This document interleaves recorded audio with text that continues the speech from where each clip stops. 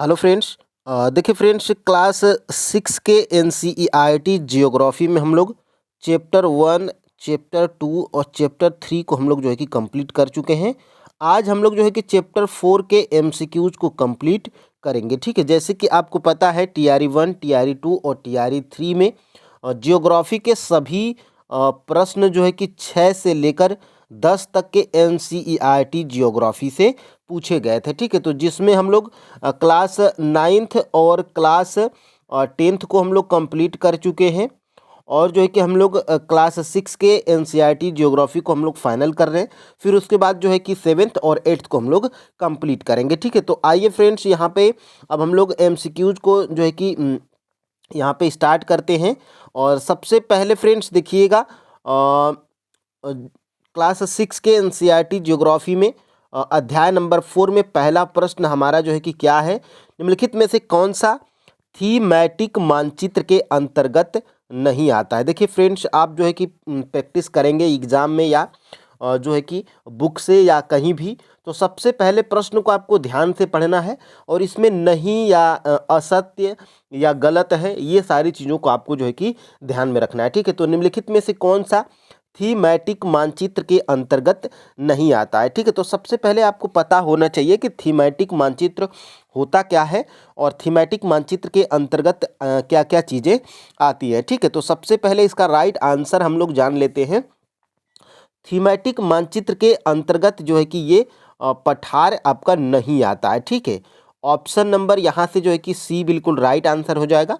और ये थीमैटिक मानचित्र जो है कि किसके अंतर्गत आता है, तो ये जो है कि भौतिक मानचित्र के अंतर्गत आता है। ठीक है, तो ये आपको जो है कि याद रखना है, भौतिक मानचित्र के अंतर्गत आपका जो है कि पठार आता है। ठीक है, और ये जो है कि वन और उद्योग, ये आपके जो है कि किस जो है कि अंतर्गत आते हैं, तो ये जो है कि थीमैटिक मानचित्र के अंतर्गत आते हैं। ठीक है, ये थीमैटिक मानचित्र के अंतर्गत आते हैं। और ये सारी चीज़ें फ्रेंड्स आपका जो है कि यहाँ से जब आप ये चीज़ें देखते हैं, आपके जो है कि जिस चैप्टर को आप लोग कंप्लीट कर रहे हैं, 6 का चैप्टर नंबर 4, तो उसमें ये जहाँ से प्रश्न बनाया गया, सबसे पहले देखिए ये थीमैटिक मानचित्र। देखिए फ्रेंड्स, छोटे छोटे चैप्टर्स हैं और इन्हीं चैप्टर से प्रश्न आपके एग्जाम में पूछे गए हैं। ठीक है, तो देखिए कुछ मानचित्र विशेष जानकारियाँ प्रदान करते हैं, जैसे सड़क मानचित्र, वर्षा मानचित्र, वन उद्योग आदि के वितरण दर्शाने वाले मानचित्र इत्यादि। इस प्रकार के मानचित्र को हम लोग थीमैटिक मानचित्र बोलते हैं। तो वन और उद्योग आपको ऑप्शंस में दिखे थे, ये थीमैटिक मानचित्र के अंतर्गत आता है। और देखिए इन मानचित्रों में दी गई सूचना के आधार पर उनका उचित नामकरण किया जाता है। मानचित्र के 3 घटक होते हैं, दूरी, दिशा और प्रतीक। तो ये प्रश्न पूछा जा सकता है कि मानचित्र के घटक कौन कौन से हैं। तो मानचित्र के 3 घटक होते हैं, दूरी, दिशा और प्रतीक। अब हम लोग यहाँ से आते हैं अपने जो है कि अगले प्रश्न की तरफ। देखिए, निम्नलिखित में से कौन सा मानचित्र अन्य मानचित्र प्रकारों से भिन्न है। ठीक है, तो देखिए सबसे पहले इसमें से कौन सा भिन्न है, तो देखिए सबसे पहले फ्रेंड्स देखिएगा, पठारों का मानचित्र और मैदानों का मानचित्र। तो ये जो है कि आपका फ्रेंड्स पठारों और मैदानों का मानचित्र ये किसके अंतर्गत आता है, तो भौतिक मानचित्र के अंतर्गत आता है। ठीक है, ये भौतिक मानचित्र के अंतर्गत आता है। और ये देखिए शहर मानचित्र, तो शहर मानचित्र फ्रेंड्स ये जो है कि आपका किसके अंतर्गत आता है, तो शहर मानचित्र आपका जो है कि राजनीतिक मानचित्र के अंतर्गत आता है। ठीक है, राजनीतिक मानचित्र के अंतर्गत आता है। ठीक है, तो ये आप जो है कि याद रखिएगा, ऑप्शन नंबर यहाँ से ए बिल्कुल राइट आंसर हो जाएगा। अब देखिए यहाँ से हम लोग आगे बढ़ते हैं।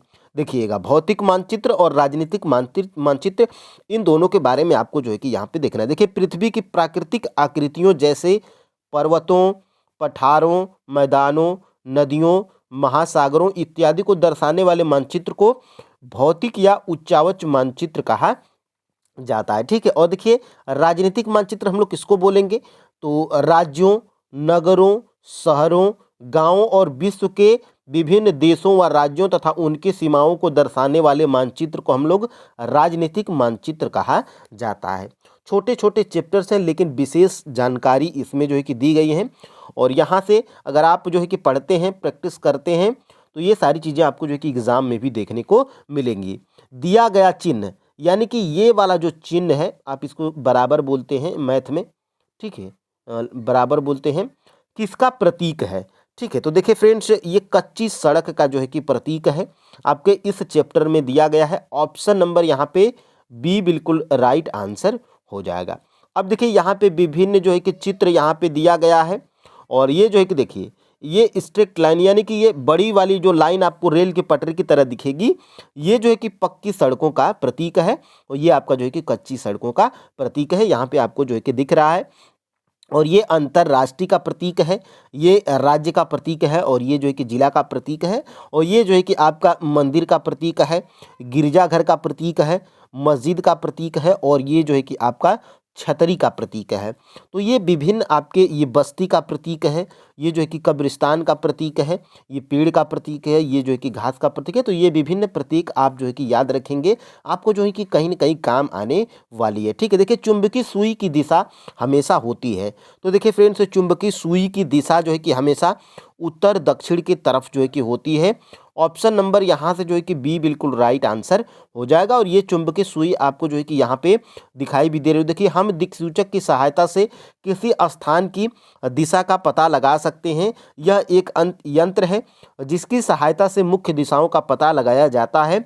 इसकी चुंबकीय सुई की दिशा हमेशा उत्तर दक्षिण दिशा में होती है। ठीक है, तो यहाँ से ये चीज़ें आप जो है कि याद रखेंगे। अब देखिए, ये आपका जो है कि दिक्सूचक यंत्र है, और इसकी जो है कि दिशा हमेशा उत्तर और दक्षिण की तरफ ही दोनों नुकीली चीज़ें पाई जाती हैं, और ये दिक्सूचक आपका यंत्र है जिससे दिशाओं का जो है कि पता लगाया जाता है। ठीक है, देखिए प्रधान दिग्बिंदु उत्तर तथा पूर्व के बीच की दिशा क्या कहलाती है? देखिए, आपने रीजनिंग के जो है कि प्रश्न को सॉल्व किए होंगे, तो ऊपर आपका जो है कि उत्तर होता है, नीचे आपका जो है कि दक्षिण होता है, इधर आपका जो है कि पूर्व होता है, और इधर आपका जो है कि पश्चिम होता है।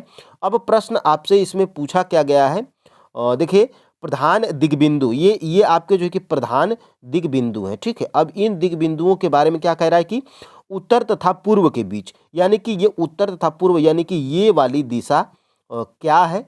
यहाँ पे ये वाली दिशा पूछा जा रहा है कि ये वाली दिशा आपकी क्या है, ये जो है कि पूछा जा रहा है। तो देखिए फ्रेंड्स,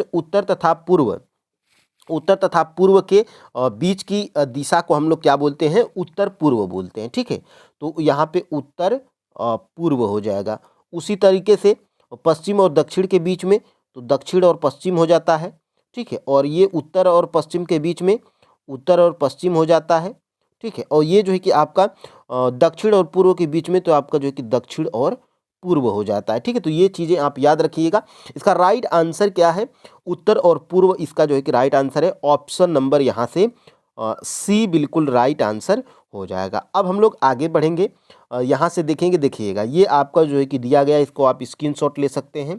यहाँ पे उत्तर है, यहाँ पे दक्षिण है, यहाँ पे पूर्व है, यहाँ पे पश्चिम है, ये जो दोनों के बीच की जो है कि दिशाएं हैं। और ये आपको रीजनिंग में ये अगर पता है तो दिशा से संबंधित आप जो है कि प्रश्नों को आसानी से लगा पाएंगे। ठीक है, देखिए ये जो है कि प्रधान दिग्बिंदु तो आप जो है कि जान ही चुके हैं कौन से हैं, और ये आपका जो है कि हो गया है। अब यहाँ से देखिएगा, मानचित्र में भूरे रंग का प्रयोग जो है कि किस लिए किया जाता है? तो मानचित्र में भूरे रंग का जो है कि प्रयोग किया जाता है पर्वतों के लिए। ऑप्शन नंबर यहाँ से ए बिल्कुल राइट आंसर हो जाएगा। ठीक है, अब देखिए यहाँ से हम लोग आगे बढ़ते हैं। देखिएगा, देखिए उदाहरण के लिए सामान्यतः नीले रंग का इस्तेमाल जलाशयों के लिए, भूरे रंग पर्वतों, पीला रंग पठारों तथा हरा रंग मैदानों को दर्शाने के लिए किया जाता है। तो ये भी जानकारी आपको पता होना चाहिए, तभी आप जो है कि मानचित्र पे दर्शा पाएंगे, या कहीं भी दर्शाया गया हो तो आप जो है कि यहाँ पे पता लगा सकते हैं कि यहाँ पे जलाशय है, यहाँ पे पर्वत है, और यहाँ पे जो है कि पठार है। ठीक है, अब देखिए निम्नलिखित में से कौन सा मानचित्र घटक नहीं है? तो मानचित्र के 3 ही घटक होते हैं, दूरी, दिशा और दूरी दिशा। सबसे पहले मैं आपको जो है कि ऊपर ही बताया था मानचित्र के जो है कि कितने घटक होते हैं। तो मानचित्र के जो है कि 3 घटक होते हैं, दूरी, दिशा और प्रतीक।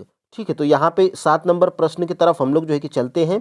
तो यहाँ पे ये आपका जो है कि है 7 नंबर का प्रश्न है, निम्नलिखित में से कौन सा जो है कि मानचित्र का घटक नहीं है? तो ये दिक्सूचक जो है कि मानचित्र का घटक नहीं है। ऑप्शन नंबर यहाँ से सी बिल्कुल राइट आंसर हो जाएगा, दूरी, दिशा और प्रतीक, ये जो है कि मानचित्र के घटक हैं। ठीक है, अब देखिए फ्रेंड्स, यहाँ से हम लोग आगे बढ़ते हैं। देखिए ये आप जो है कि यहाँ पे नीचे जो है कि ये आप पढ़ चुके हैं ऊपर। और थीमेटिक मानचित्र किसको कहते हैं ये भी आप जो है कि जान चुके हैं। देखिए पृथ्वी की 7 या इसके एक भाग का पैमाना माध्यम से खींचा गया चपटा चित्र क्या कहलाता है? तो ये जो है कि कहलाता है फ्रेंड्स छोटा पैमाना, यानी कि ग्लोब।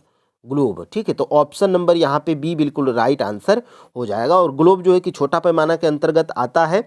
और देखिए गांव जो है कि बड़ा पैमाना के अंतर्गत यहाँ पे, हाँ क्या है, पृथ्वी की 7 या इसके एक भाग के पैमाने माध्यम से खींचा गया जो है कि, यहाँ से ये मैं जो है कि थोड़ा सा हम लोग इसमें मिस्टेक कर रहे हैं। पृथ्वी की 7, ध्यान से पढ़िएगा, पृथ्वी की 7 या इसके एक भाग का पैमाना के माध्यम से खींचा गया चपटा चित्र क्या कहलाता है? तो ये फ्रेंड्स मानचित्र कहलाता है। बहुत ही आसान प्रश्न था, लेकिन हम लोग जो है कि प्रश्न को सही तरीके से नहीं पढ़ पा रहे थे। ठीक है, तो ऑप्शन नंबर यहाँ से ए बिल्कुल राइट आंसर हो जाएगा। और यहाँ से हम लोग अगर 9 नंबर के प्रश्न को देखेंगे, देखिए यहाँ से जैसे ही ये चैप्टर नंबर 4 स्टार्ट हुआ, इसका नाम क्या है? मानचित्र है। और देखिए मानचित्र पृथ्वी की सतह या इसके एक भाग का पैमाना के माध्यम से चपटी सतह पर खींचा गया चित्र मानचित्र कहलाता है। हम लोग जो है कि प्रश्न को ही गलत जो है कि टाइप किए हुए हैं। यहाँ पे 7 नहीं फ्रेंड्स, सतह होता है। ये 7 को ही मैं देख के जो है कि कंफ्यूज हो रहा था। देखिए पृथ्वी की 7 यहाँ पे हो गया है। ठीक है, तो यहाँ पे पृथ्वी का क्या होगा? सतह होगा। तब जो है कि हम लोग का ये प्रश्न जो है कि आपका सही होगा। मानचित्र हम लोग इसको टिक कर पाएंगे, ऑप्शन नंबर ए। अब देखिए यहाँ से हम लोग आगे बढ़ते हैं फ्रेंड्स अपने जो है कि 9 नंबर के प्रश्न की तरफ। देखिएगा, जब बड़े क्षेत्रफल वाले भागों जैसे महाद्वीपों अथवा देशों को मानचित्र पर दर्शाने के लिए किस प्रकार के मानचित्र का प्रयोग किया जाता है? तो ये जो है कि इसका उल्टा होता है, यानी कि बड़े क्षेत्रफल को छोटे पैमाने पे जो है कि दर्शाते हैं।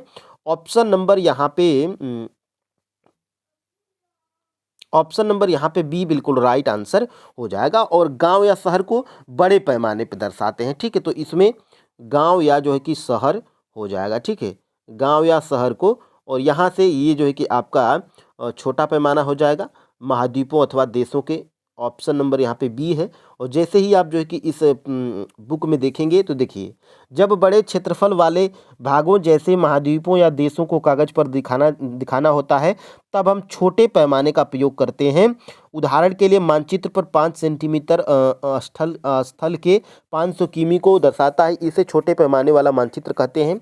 देखिए यहाँ से प्रश्न था, जब एक छोटे क्षेत्रफल वाले भाग जैसे आपके गांव या शहर को कागज पर दिखाना होता है, तब हम बड़े पैमाने के का जो है कि उपयोग करते हैं। ठीक है, अब देखिए यहाँ से पश्चिम तथा दक्षिण के बीच कौन सी दिशा होती है? तो सबसे पहले फ्रेंड्स ये जो है कि आपका जो है कि उत्तर हो जाता है, नीचे आपका जो है कि दक्षिण हो जाता है, इधर आपका जो है कि पूर्व हो जाता है, और इधर आपका जो है कि पश्चिम हो जाता है। पश्चिम तथा दक्षिण, यानी कि पश्चिम तथा दक्षिण, ये बीच वाला क्या है? ये जो है कि पूछा जा रहा है। तो ये बीच वाला दक्षिण पश्चिम होता है।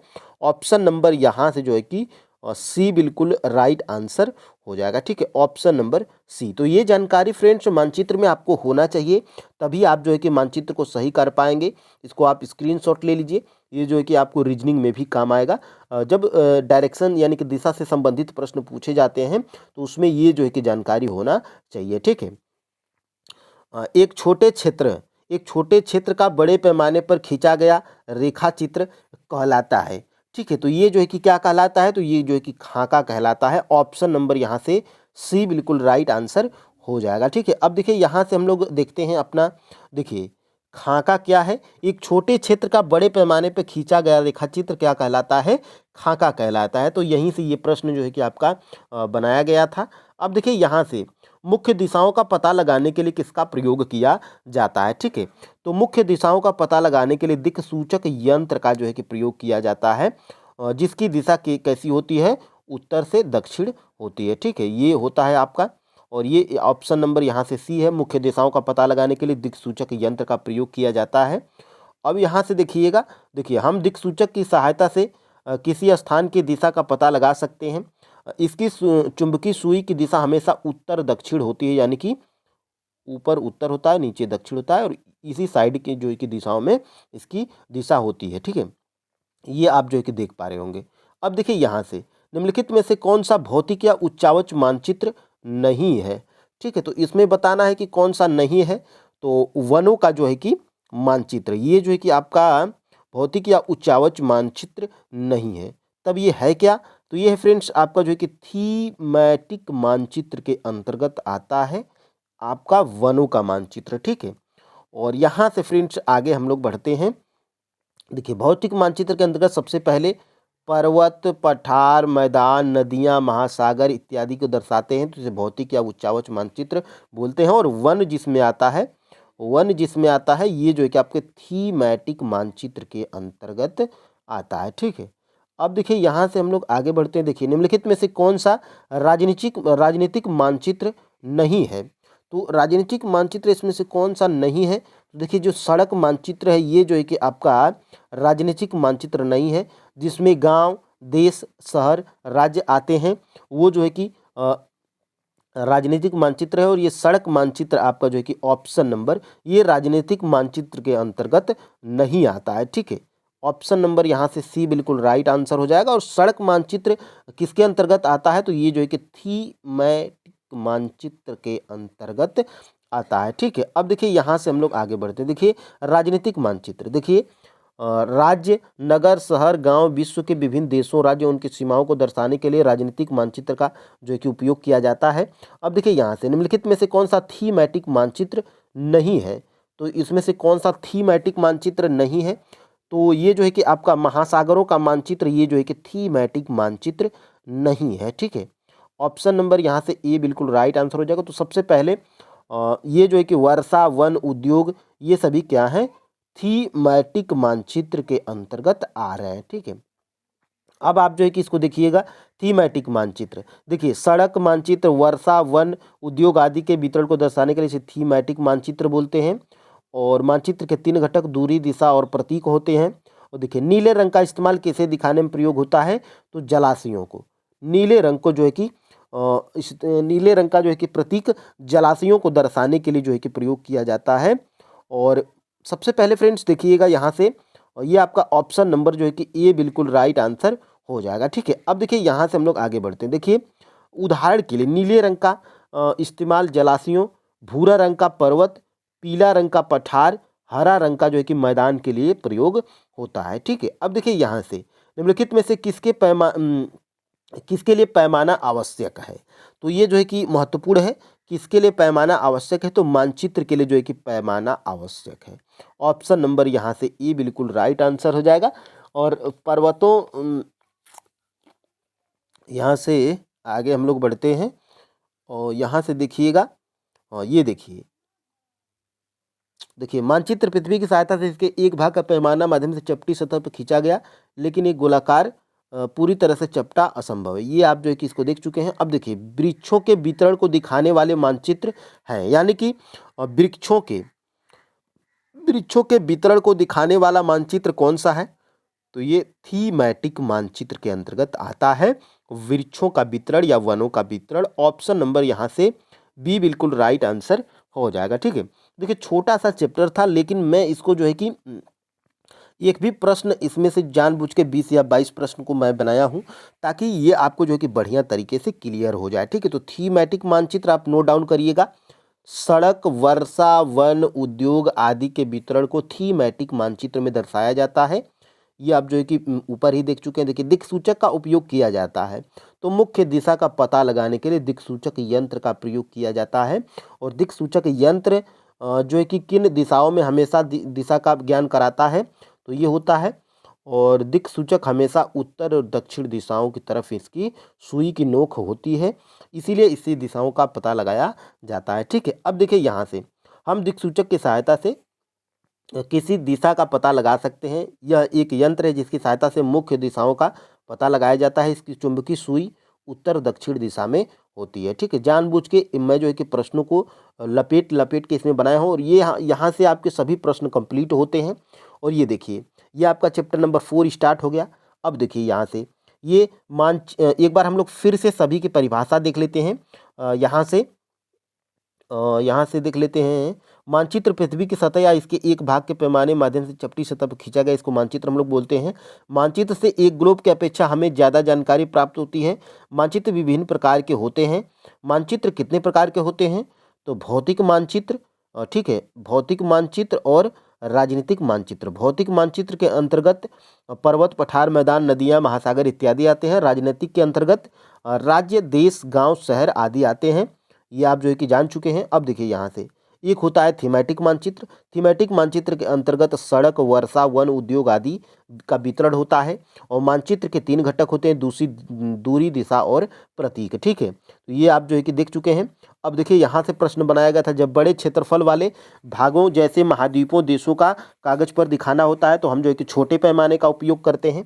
यानी कि बड़े क्षेत्रफल वालों को दर्शाना होगा तो छोटे पैमाने को, और छोटे क्षेत्रफल वालों को दर्शाना होगा तो बड़े पैमाने का उपयोग हम लोग प्रयोग करते हैं।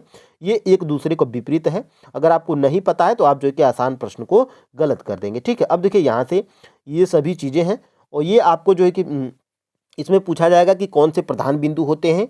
तो उत्तर, दक्षिण, पूर्व और पश्चिम, ये मेन वाले प्रधान दिग्बिंदु होते हैं। और ये बीच वालों को दिशाओं का भी आपको पता होना चाहिए। और देखिए 4 मुख्य दिशाएं उत्तर, दक्षिण, पूर्व एवं पश्चिम दिशा को दर्शाया गया है। वे प्रधान दिग्बिंदु हैं। बीच की दिशाएं उत्तर पूर्व, दक्षिण पूर्व, दक्षिण पश्चिम तथा उत्तर पश्चिम, इन बीच वाली दिशाओं की मदद से किसी भी स्थान की सही स्थिति का पता लगाया जाता है। ठीक है, और ये दिक् सूचक यंत्र है, और ये हमेशा जो है कि उत्तर और दक्षिण की दिशा पे इसकी सुई होती है। ठीक है, इससे दिशाओं का पता लगाया जाता है। और ये हो गया है, और ये सभी जो है कि जानकारी है, और ये सभी प्रतीक हैं, किससे संबंधित प्रतीक हैं, और ये जो है कि आप पढ़ ही चुके हैं। अब देखिए यहाँ से उदाहरण के लिए सामान्यतः नीले रंग का इस्तेमाल जलाशयों में, और जो है कि भूरा रंग पर्वतों के लिए, पीला रंग पठारों के लिए, हरा रंग मैदानों के लिए, ये आप जो है कि देख ही चुके हैं। अब देखिए यहाँ से खाका, तो खाका क्या होता है? एक छोटे क्षेत्र का बड़े पैमाने पे खींचा गया रेखक चित्र खाका कहलाता है। और ये पूरा जो है कि चैप्टर ही कंप्लीट होता है आपका। और यहाँ से आपके चैप्टर में 3 जो है कि यहाँ पे 3 या 4 जो है कि दिए गए हैं बहुविकल्पी प्रश्न। वृक्षों के वितरण को दिखाने वाले मानचित्र थीमेटिक मानचित्र कहलाता है। नीले रंग का इस्तेमाल जलाशयों में होता है। दिक्सूचक का उपयोग किया जाता है मुख्य दिशा का जो है कि पता लगाने के लिए। पैमाना आवश्यक है, तो पैमाना जो है कि मानचित्रों के लिए आवश्यक है। तो ये पूरा ही चैप्टर आप जो है कि कंप्लीट कर चुके हैं, और आपको जो है कि पता है कि कितना छोटा चैप्टर्स है और कितने महत्वपूर्ण चैप्टर्स हैं। ठीक है, तो TRE 1 हो, TRE 2 हो या TRE 3 हो, कैंसिल वाला एग्जाम हो, सभी में प्रश्न ज्योग्राफी के 6 से लेकर 10 तक की NCERT ज्योग्राफी से पूछे गए हैं। और हम लोग जो है कि 9th 10th, ठीक है, कंप्लीट कर चुके हैं। 6 में हम लोग जो है कि 4 तक हम लोग कंप्लीट कर चुके हैं। 5वां हम लोग जो है कि कल कंप्लीट करेंगे। तो फ्रेंड्स, ये क्लास आपको कैसी लगी कमेंट में ज़रूर बताइएगा। चैनल पे अगर नए हैं तो चैनल को जो है कि सब्सक्राइब अवश्य करिएगा। और फ्रेंड्स, आज के लिए इतना ही। जय हिंद।